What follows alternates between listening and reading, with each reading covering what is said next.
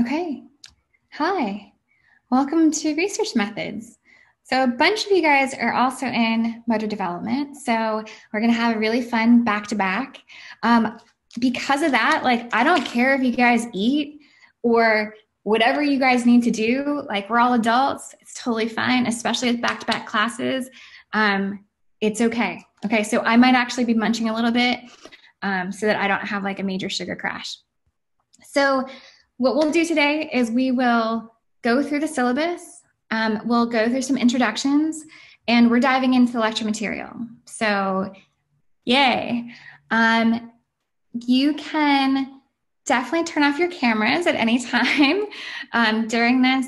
I just want your cameras on when you do the introduction so everyone can see your face, and then it helps me to know who you guys are by seeing your faces the whole time. But if you feel like you need to, just no problem. Also, of course, the chat window is up. So if you guys have questions during the class, if you need me to slow down or you just have a question you need to pose, the chat window is always up. So just let me know. And if for some reason I don't see that you have put something in the chat window, you're free to unmute yourself and be like, hey, Dr. P, like just remind me, okay? Okay, so let me pull up the syllabus real quick. The course site, here, I'm going to share my screen real quick. And, okay, so the course is up, and it should have, let me just check the syllabus. It should have the updated syllabus. All of the due dates are updated, so every assignment is already updated. Under the modules, you'll find everything, including a PDF of the textbook. So y'all don't have to buy a textbook, which I think is, you guys don't get paid enough to have to pay for like $100 textbook that we're reading like 5 chapters out of. So everything should be there for you. And then I will post lecture material. So this is my version, so don't freak out, but you'll see the lecture one is posted. You'll also see additional information in terms of examples for assignments, rubrics, additional links for online material, and different examples for the outcomes that we have. For each of the different assignments, you will see the value for each assignment, and you'll also see rubrics for everything. And we'll go into more detail as to what these different things are in just a moment when we go through the syllabus. I mainly communicate with you guys through the course announcements. And if you guys have questions, I like to try to keep all of my emails as careful as possible and link them. So if you can always write your emails that have 7010 in the name, or sorry, in your subject line, it just helps me keep track of all the emails that get sent for each of my classes. Okay, so let's just go through the syllabus real quick. Also, I will always post the videos of all of our sessions as well as the transcripts for all of our sessions. Okay, so if you have accommodations or anything like that, just let me know. Okay, so this is KINE7010 or research methods. Everything will be done through Zoom. And it'll be a combination of Zoom meetings and also online materials, and then different opportunities for you guys to meet as a group. The textbook is what's already posted. It's the Research Methods in Kinesiology and Health Sciences by Hall and Getchell. The course description is as follows. The purpose of this course is to train you guys to understand research and research specific to kinesiology and physical activity. We put an emphasis on the scientific method, reviewing and critiquing literature, technical writing, and research ethics. Although this isn't a stats class, in order for you to understand research, you have to have some basic understanding of common statistical techniques. And so I will provide you with some tutorials on these different statistical techniques. And it says on occasion you'll need to bring your laptop. You will always bring your laptop because this is an online class. So it is what it is. This class requires a pretty substantial amount of student participation and discussion. That will happen through the discussion board or through the chat window. So if you don't feel comfortable like talking out loud in class, that's totally fine. Use the chat function. Just make sure you're chatting to the whole group. So at the end of this class, you should be able to understand the different types of research and how research is done in kinesiology and physical activity. You should have the skills to extract the most critical information from research articles and interpret things like tables and figures. You should develop a research project that provides information about the foundation of the research or background, what your research questions are, what your study aims are, what your hypotheses are, and why I should care, what the significance of the study is. And then also you'll gain confidence in presenting your research proposal so that anybody understands all the things I talked about in number C. Okay, so online student learning expectations. If you guys have any tech issues where like your webcam doesn't work or you have internet problems, just let me know. We'll try to work something out so that you can still participate in the class in real time. Obviously, this class is very participatory, so your participation helps you learn and also helps other students learn. And I'll build in different modules for you guys to help extract information, become critical readers of scientific literature, become better in terms of scientific writing, and of course, presentations. There's lots of stuff that will be done synchronously. So during this course time, or on Zoom. And then there's a lot of opportunities where you're just gonna meet with your group virtually and some other online lectures and videos that are meant to kind of complement or at least provide another voice to explain some of the concepts. During all of your interactions on the discussion board, our synchronous meetings, or in your group meetings, I expect you to remain respectful and be open in terms of communication with people from different backgrounds or different perspectives. So again, discussion and participation is a pretty big chunk of your grade, 30%. Discussions will be posted on Canvas, and you're supposed to write a short but thoughtful response to those discussion questions, as well as comment or like another person's post. So 2 things that you'll need to do. In-class participation is involving you answering questions that I pose or participating in like think, pair, share kind of things. I'm still trying to figure out the best way to make that happen because again, we're virtual, so it's not as easy just to break you guys off into groups and sort that out. So I'll put my head around it and hopefully we can come up with something that enables you guys to learn from each other throughout the class. You'll have a couple short quizzes that will be posted on Canvas. It'll be based on the book or lecture materials. And then the biggest part of your grade is your research proposal. It's broken into 2 major components. One is the oral presentation of your research proposal. And the second one is a written proposal, which has a set of benchmarks or deadlines that are going to be submitted throughout the course. This is a group assignment. So you'll be in groups of 3 or 4. And you'll work together on this research presentation. I know that a lot of students hate group projects, but you're in grad school, so like everything you're gonna do is gonna be in a group. If you're in a lab, it's in a group. So you're expected to have everyone contribute equally to each of those projects. You'll get the exact same grade on everything. And it does no one a service if one student takes over and does everything. It really doesn't. You'll see that the collaboration that is necessary for these different benchmarks really is the foundation for writing these projects and presenting these projects. And I want everyone to get similar outcomes in addition to the same grade.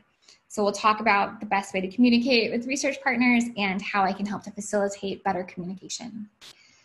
The grading scale is pretty straightforward. And in terms of late assignments, there are a bunch of different due dates. And because a lot of the assignments are group assignments, if you turn it in late, all your group members will lose 10% for each day that it's late. So make sure that you're getting on your assignments before they're due. Okay, so we talked about participation already. Plagiarism is really problematic, especially for first-year students. I think a lot of the times you feel very uncomfortable with citing scientific literature. And so you end up taking full quotes or changing one word in a sentence, and that's still plagiarism. So for this class and my other classes, you'll have access to my Grammarly account. Grammarly will enable you to make sure that what you're writing is clear and concise. And it also has a plagiarism check that you can look for. So ideally, when you guys submit what you're writing to Grammarly, you'll have like a 90% grammar grade, and you'll have less than 5% plagiarism. Okay. Sometimes it's inevitable that certain words are found elsewhere, even though you haven't plagiarized. So that's why we have that 5% threshold. Okay. If you have accommodations, please submit that through AU Access, and we'll arrange to make that work. But again, all of the lectures will be recorded, and I'll put transcripts of all of that online as well. Classroom policies, I expect everyone to be on time because we will start like promptly at 1. And again, I'm a little bit more lax about texting and emailing and whatever, because a lot of you guys may encounter pretty significant things that might happen throughout the course, just simply due to COVID or due to shit hitting in the fan in one way or another. And so just turn off your video, try not to be distracting to other people. And if you encounter something that's significant that might affect your participation in class, just let me know, okay? Stuff's weird right now, so I understand. As far as diversity is concerned, I'm very much committed to having open, diverse, and inclusive dialogue as part of our program and also online. So it should go without saying that any hateful speech or anything that's that's disrespectful will not be tolerated.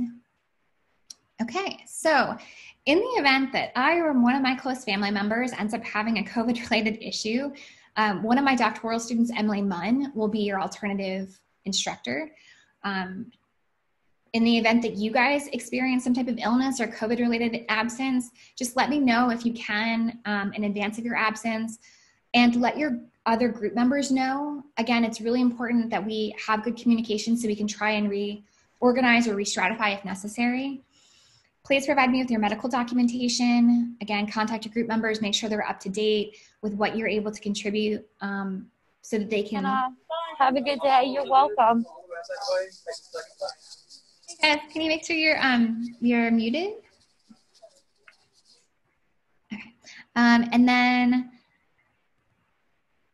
okay, so again, if you're too sick to be able to complete your deadlines, please let me know. Again, this might affect how, what happens to your group members. So I really do want to make sure that we can come up with alternative requirements, or you might have to take them incomplete, and then we can try and work with your group members to make sure that they stay on task with what they have in terms of assignments. Okay, so I've color-coded our meeting schedule because there's a lot of times you won't meet with me, okay? So if we're on Zoom, you're gonna use this Zoom link. If there's an online lecture, you're gonna use the additional resources that are posted here. I'll also post these links onto the Canvas site. Sometimes you'll have a Zoom with your group where we don't meet as a group, so you'll be in charge of creating your own Zoom link. If you need me to join for a consultation, then just send me that Zoom link and we need to schedule when I'm gonna meet with you. Does that make sense? So I'm available for consultations as you guys start making your way through the different benchmarks for the group assignment. So you'll see that if the material reflects something in the book, I'll put the book chapter explicitly. If it's not, then it's something that I think is important for us to go through. And again, I'll post my my lecture notes or whatever online. So you guys will also have that information ahead of time. So there's quite a bit of you guys just meeting as a group, and that starts pretty early within the class. So we'll have different topics that we cover just globally that you all need to know in order to understand research methods. There are topics that we're going to cover that are going to be specific to the different research project benchmarks. And then there's going to be additional resources just to provide a different voice or to provide you with training on something that's helpful for the research project, but I don't want to spend time teaching you. So we'll use that. So for the research project benchmarks, pretty early, basically by next Monday, we're going to start to review the discussion board in terms of research topics, and then you guys will start forming groups to discuss one of those research topics in more detail as part of your group project. And then I love Slack. So you guys are going to be using Slack as a way to organize and communicate with your research group, and for me to be plugged in. Uh-oh. Okay, I think that's just a UPS guy. So you'll communicate with your research group members through Slack, and then I'll be added to your Slack channel. So I can also see that, all these different people are contributing and contributing equally. So it's just a way for us to have a certain level of accountability. Okay. Anything that's highlighted in yellow is stuff that you guys have in terms of benchmarks that you need to turn in. So I've tried to make this so that you guys have like bite-sized chunks and things to work on each week, so that you're not like waiting until the next deadline and then, oh shit, it happened, and you have to like cobble something together that's not high quality. So I really want you guys to be kind of being mindful about the weekly to do, beyond like the requirements for just, discussion questions and that kind of stuff. So this is to help keep you guys organized and to make sure that you guys aren't surprised when there's going to be a deadline and unorganized as a group. So that's kind of the course structure. Certain things might be subject to change. If we find that you guys need, have a lot of questions and I don't make it through like a lecture or something, we might push, one lecture up or down. I might get rid of lectures if I feel like you guys have like the core competence to be able to proceed without it. But for the most part, it's pretty programmatic. Okay, so let me stop my share. So are there any questions so far about the lecture structure or course structure or anything that we've covered on the syllabus? And again, feel free to type anything into the chat if you need clarification about any of those points.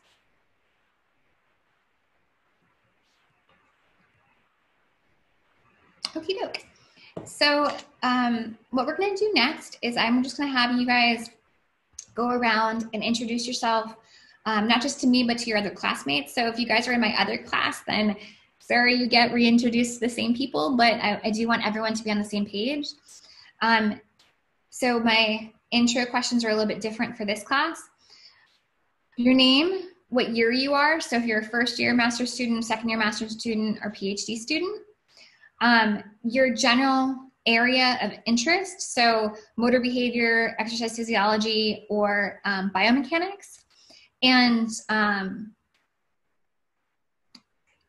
trying to think of it. And if you're an athletic trainer. Okay, so if you're an athletic trainer, just let me know, because then that also helps us to kind of get organized. So why don't we start with Nick? Hey everybody, my name is Nick Bradley. I'm a first year master's student, and what was that?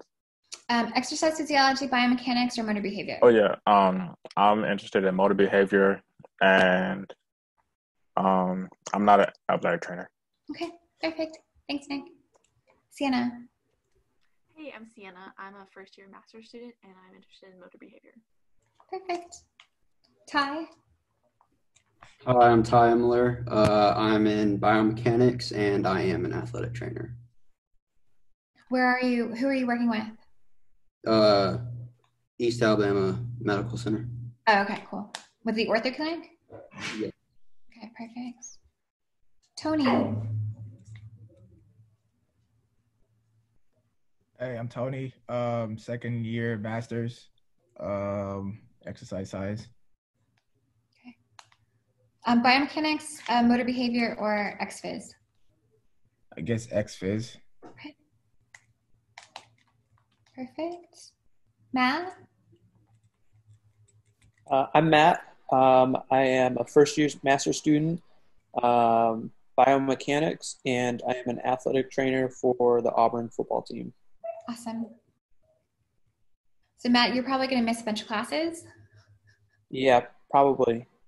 Okay, we'll work with that. We had a lot of athletic trainers, and we had like the 2 dietitians that were working in football last year. We can make it work. So, okay. And you'll notice in the course schedule, a lot of Fridays we don't have class. So I think you should be okay. Perfect. Thank you. Okay, Ben. I'm Ben. I'm a first year's master's student in motor behavior, and I'm an athletic trainer with the ortho clinic. Okay, awesome. Awesome. Nolan. I'm Nolan. I am first year of master's, and I'm interested in biomechanics as well, and I'm not a athletic trainer. Okay, great. Thanks. Isaiah. So on you guys, my name is Isaiah Watson. I'm on the exercise phys track and I am not an AT. Okay. Are you first year, second year masters? First year masters. Perfect. Great. John. Hey, I'm John. I'm a first year master's student and I'm on the biomechanics track. Okay, great. Sarah. I'm Sarah Henry. I'm a first year. I'm on the X-Phys track, and I'm not an athletic trainer. Okay, perfect. Sean.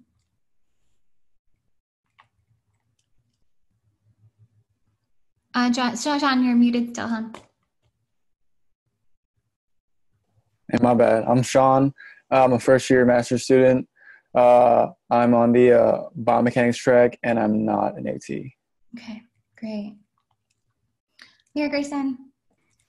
I'm Mary Grayson Nix. I am an exercise science student, senior, and I'm interested in motor behavior.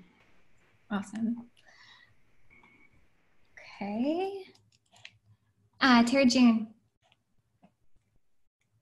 Hi, I'm Terry June. I am a senior for exercise science, and I'm doing part-time for my master's program, and I'm looking at the biomechanics track, and I am not an athletic trainer. Awesome. Welcome. Okay. Alex.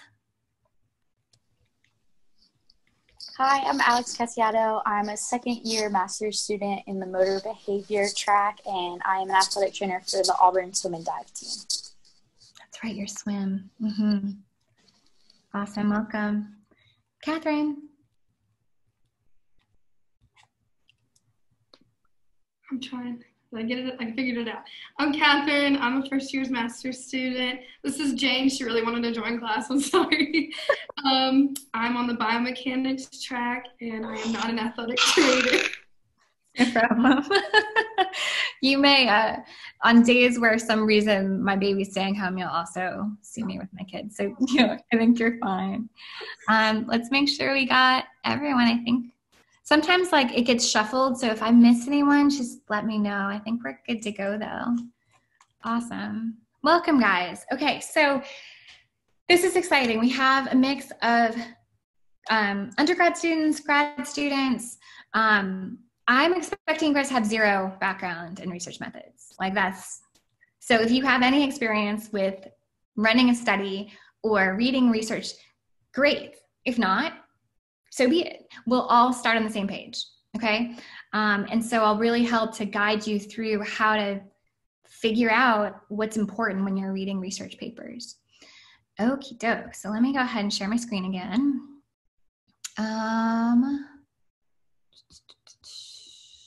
Got lecture one. Okay. So this lecture is based on the materials from the first chapter of the textbook. So we did introductions, we did course structure and syllabi. We're going to spend the rest of our time talking about what is research, and then we're going to talk about inductive and deductive reasoning. And again, if you guys have questions, please make sure that you post it in the chat or need clarification if I'm talking too quick. Okay, so why do we care about research? This is a little bit redundant with what I did with my motor development class, but why do we care about research? Why is research important? So let's have you guys post something in the discussion in the chat window in terms of why we actually care about research. What's important about it?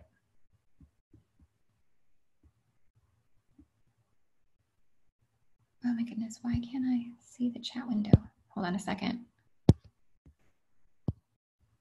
Can I see the chat window?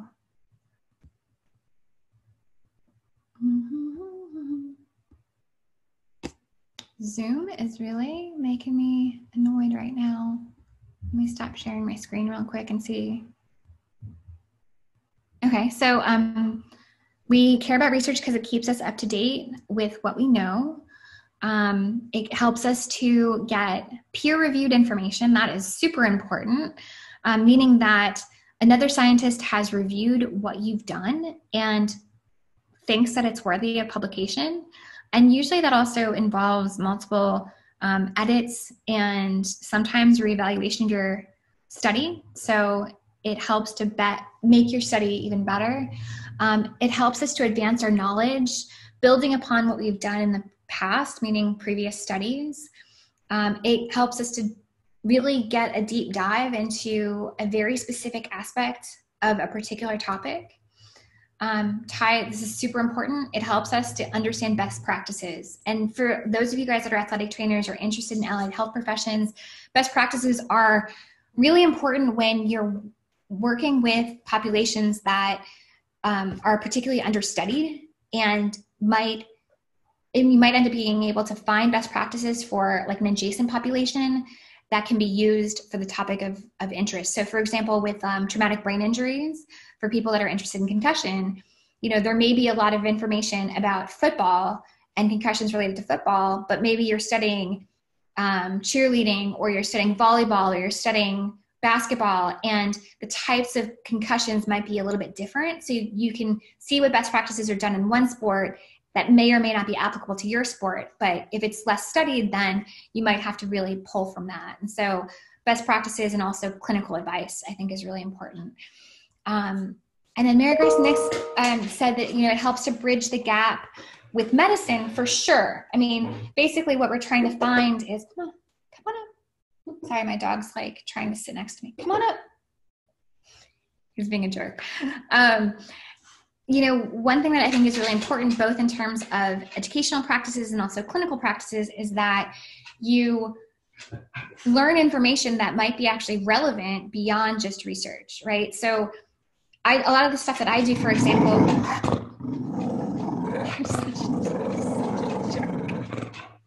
you're such a jerk. Why are you being a jerk? Sit. Thank you. Okay. So I think that one thing that's really important in terms of like the so what, who cares of research, meaning like the implications of a particular research study, is, will it actually change the way that we interact with patients in the clinic, interact with kids in the classroom, or affect public policies that might be important for improving health and wellness? So all of that I think is super important, and you guys are really hitting it right on the head. Okay, so one thing that's important in terms of defining what research is and how it differs from, say, a paper that's published in some type of print media or some type of ideas that are just put out into the world by celebrities, is that research is systematic, objective, involves analysis and collection of controlled observations. And the goal is to lead to generalizations, principles, theories, and ultimately helps us to understand the events that are around us. And in our case, for exercise science research or physical activity and health, what we care about is how will this ultimately lead to changes in our practices that will improve the health and wellness of individuals. So according to the National Institutes of Health, which is like the main way that we get research funding, research, again, is a systematic investigation, including the development, testing, and evaluation of a particular concept or idea that contributes to generalizable knowledge. And what we'll find as we learn more about research methods is that an individual study may be very important, but not generalizable. So for example, you may have a case study in which it's the only case of this particular disorder, and it's a really high quality study and you get lots of information, but it's not generalizable because it's specific to that population. So ideally, we want to try and understand how, even in a case study, the information gleaned, whether or not it's the methods, the approach, or the actual results, can be generalizable and replicable. So this is a cycle. And this is a continuous cycle, not just within an individual study, but as research domains. So you can start pretty much at any point. Ideally, you would start at the top where you go through a systematic evaluation of what previous studies have been done and what previous studies have found. And then you identify knowledge gaps that enable you to act. If that means that you are going to write a summary of all of those studies for to help create best practices, for clinical research or clinical applications, then that may be how you act. And you don't have to collect any more data.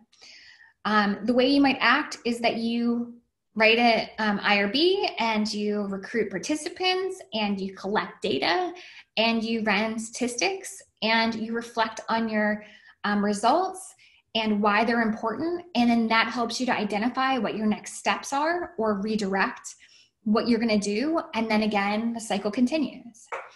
Sometimes the process of research gets stopped partially through. So you have this great idea and it's an important knowledge gap based on the previous literature. You start collecting data or acting and recruiting participants, and you look at your results and there's nothing there. There is nothing there. Nothing significant, nothing's clinically relevant. Your participants are all over the place. And you kind of have to go back to the drawing board. You have to figure out, okay, what was it that didn't work? Was my population too broad? Was my age range too big?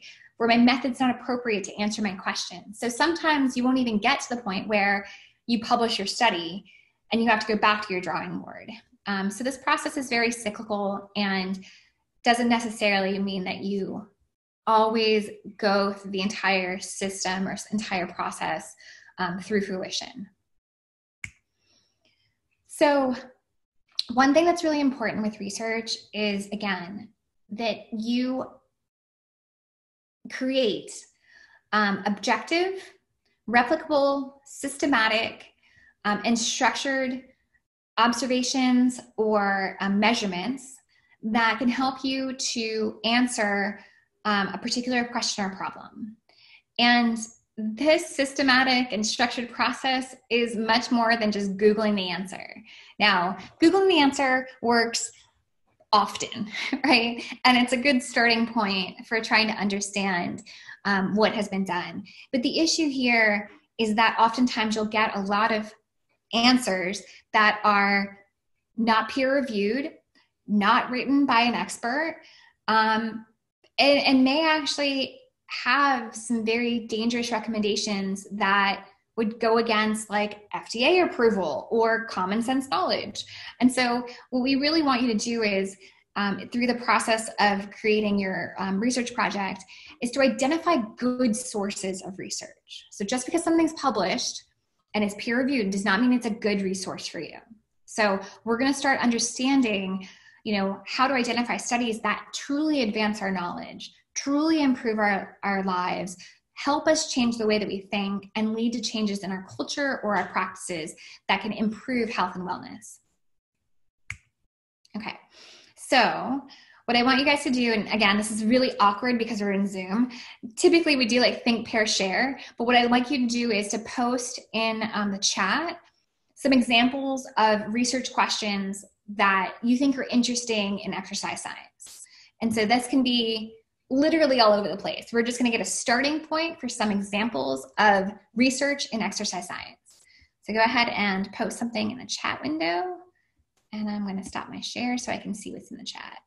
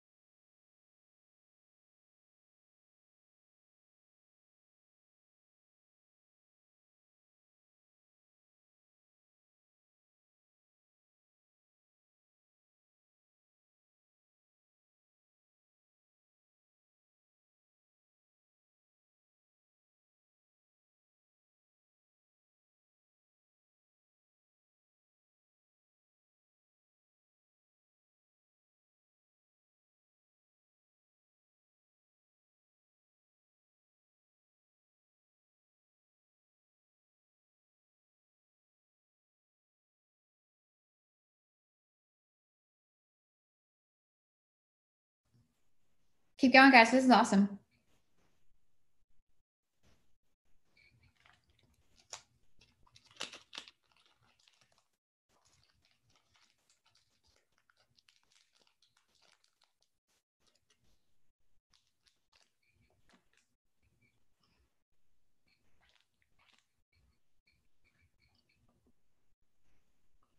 Mm-hmm.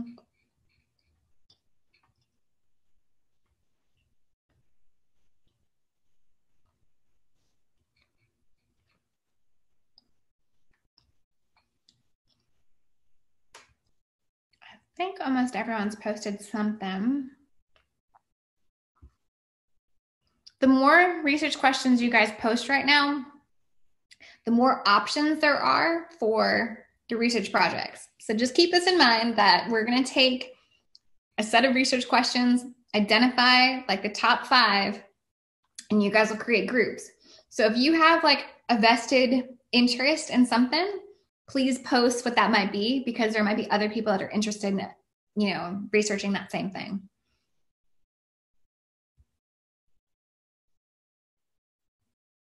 Great.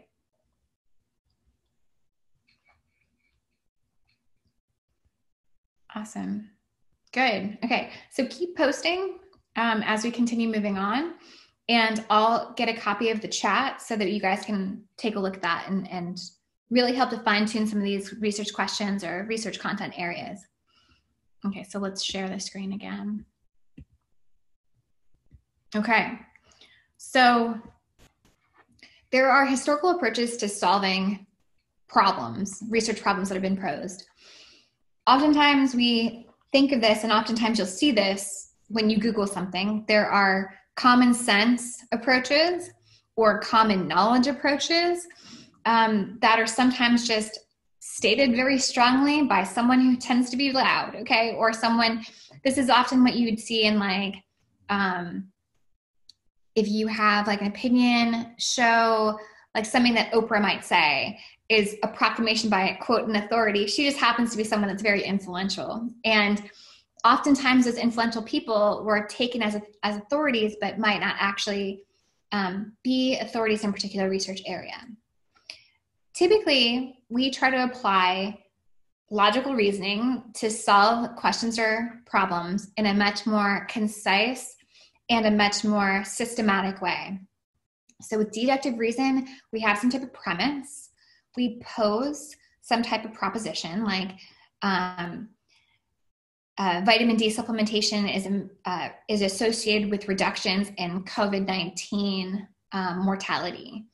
And then based on that proposition, you come up with some generalizable conclusions. So examples of additional deductive reasoning approaches is, so premise 1 is all knee injuries are painful. Premise 2 is Sarah has injured her knee. So the conclusion that I draw using deductive reasoning is Sarah's knee is painful, okay? Deductive reasoning often does not work and can be flawed. So here's a cartoon example. Penguins are black and white. Some old TV shows are black and white. Therefore, penguins are old TV shows. Like, this clearly follows the same structure, but is an incorrect conclusion based on the premises. Examples of inductive reasoning begins with different observations about one or more specific examples and then generalizes to a different set of classes or examples. So you guys just saw one of my dogs. So my black dog is cute and smart and well-behaved. Therefore, my conclusion is that all dogs are cute and smart and well-behaved. That is not the case. My bulldog is neither smart, cute, or well-behaved. Okay, so in this case, we have a breakdown in our inductive reasoning because the premise that I make is not actually generalizable to all classes within dogs in this example. So in a more structured version of this, deductive reasoning starts with information, identifies a pattern, and then you create tentative hypotheses which serve as the foundation for a theory. Inductive reasoning is you have some type of theory, you test that theory with hypotheses. Based on those hypotheses, you collect observations, and then you either confirm or refute the hypotheses.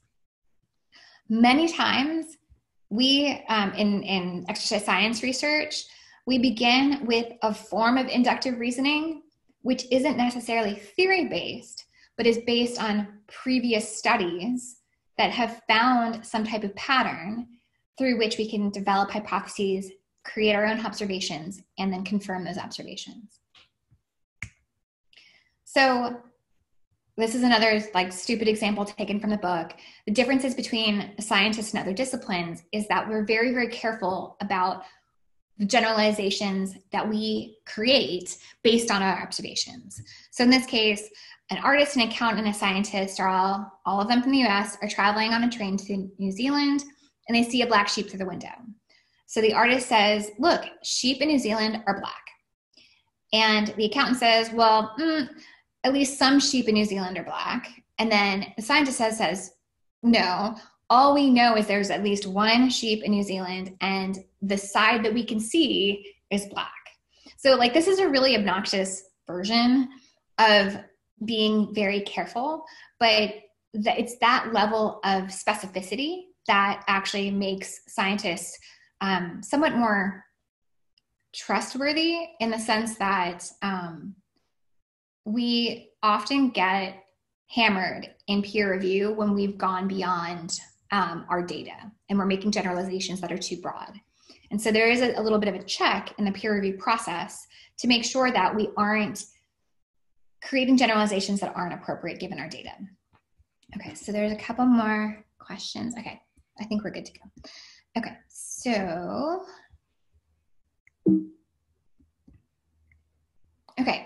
so, we already talked about the purpose of research, to help us gather systematic information.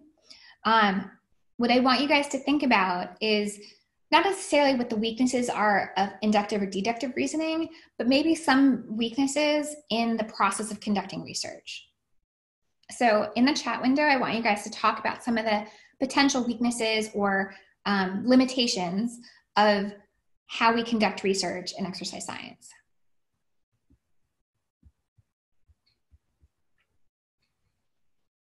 Awesome. Prior bias, 100%. So just like there's bias in terms of like political affiliation, depending on who trained you, you can also be very biased. So a good example of this, which is a little bit more contentious, is some of the stuff that Dr. Roberts does in terms of protein and protein supplementation, different kinds of protein supplementation. Like nutrition in general is very contentious. And if you're trained by Dr. Roberts, you're gonna believe that leucine is very important for protein supplementation and muscle gain. If you're trained by another person, they might not think that leucine is important. And so sometimes you can be a little bit biased in the perceptions that you have and the way that you test your experiments. For sure, human error, tons of sources of human error. We will talk about that in a lot of detail. Confirmation bias, right? So we propose something that's biased, and then we interpret our results with that bias there. And so we can sometimes be limited when we are very narrow in the approaches that we have. Inability to monitor studies over a long period of time, for sure.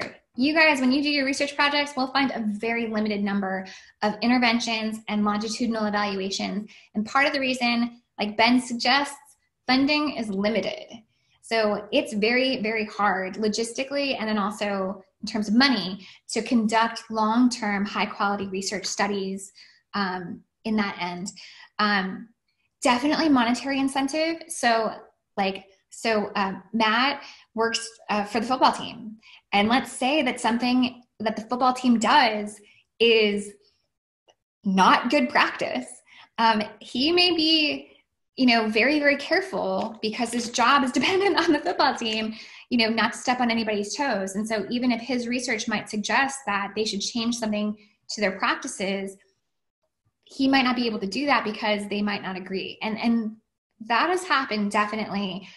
When you first look at like the history of NFL response to concussion, some of the doctors and researchers were definitely hesitant to really come out hard against some of the practices in football And so monetary incentive for sure. There are other examples of monetary incentive to get a specific result. If Novo Nordisk is funding my study and I'm looking at a particular drug's efficacy, you need to know, you need to be able to disclose that you got money from them, and that can help other people know whether or not you might have been biased in your research approach or in your interpretation of results that might be promoting a particular drug or promoting a particular practice. John Boyd, lack of adherence by test subjects and guidelines. If you guys are planning on doing a strength training study, a nutrition related study, any type of behavioral change study, have fun, because human subjects, especially human subjects that don't exercise, are fun to exercise train. That is a mess. It is a mess. So for sure, your population might be amazing, but that information might not be generalizable to the rest of the population who sucks at adherence, right? And so there's a lot of different issues that you might encounter that I think that might be important. And then Mary Grayson talks about not enough participants for your data, not only to be relevant, but for you to even statistically be able to see differences. And this is really, really hard if you're looking at a special population. Spinal cord injuries, people with Down syndrome, people with multiple sclerosis, super elite athletes. I mean, there's only a certain number of those people that you actually know and are willing to participate in your research. And again, every single kid with Down syndrome that I've ever worked with is different from every other kid with Down syndrome that I've worked with. So the idea of creating some type of generalizable result is very, very challenging when you're working with these special populations. Awesome, this is great. Okay, hold on a second, let's go back to share screen. Okay, cool. So we did it, guys. We got through the first lecture on time. It's amazing. What I want you guys to do is I'll post some of these research questions, or actually all of these research questions, on Canvas. And our job over this next week is to fine tune these research questions. And I'll give you more examples as how to fine tune these research questions. But I want you to start looking over some of these questions that you guys have posed and start thinking about how can we create a measurable, systematic study to answer a particular question. So let me stop sharing. So we have a ton of really, really good, very broad questions. And as we go through this class, and particularly over this course of this week, through the discussions, we're going to start narrowing things down so that it can be a research question that can be answered in this class, or at least getting us closer to answering that within this class, and is based on the newest information possible, and also is interesting and relevant to other people in the class, if that makes sense. So you might have a research question that's super interesting and relevant to you, but unfortunately we don't have a lot of people that are also interested in that. And so we might not have an opportunity to really go into more depth beyond just fine tuning your particular research question. Some of the research questions will be very interesting to groups of you, and then that's how we're going to start creating our groups for the project. Okay, so we're going to do this in a very, very stepwise procedure moving forward. I do want you guys to look over the syllabus and start reading. Okay, the book is already posted, so go through, start reading chapter 1. We'll spend a lot of time next time on the scientific method and types of research. Again, stuff that's covered within chapter 1. And really by the end of the week, we should get to the point where we can take the research questions that are being posed and really try to fine tune them and help to improve the quality of the questions that we're asking. Okay, I'm going to stick around for the next few minutes, but if you guys don't have questions, I will see you on Wednesday.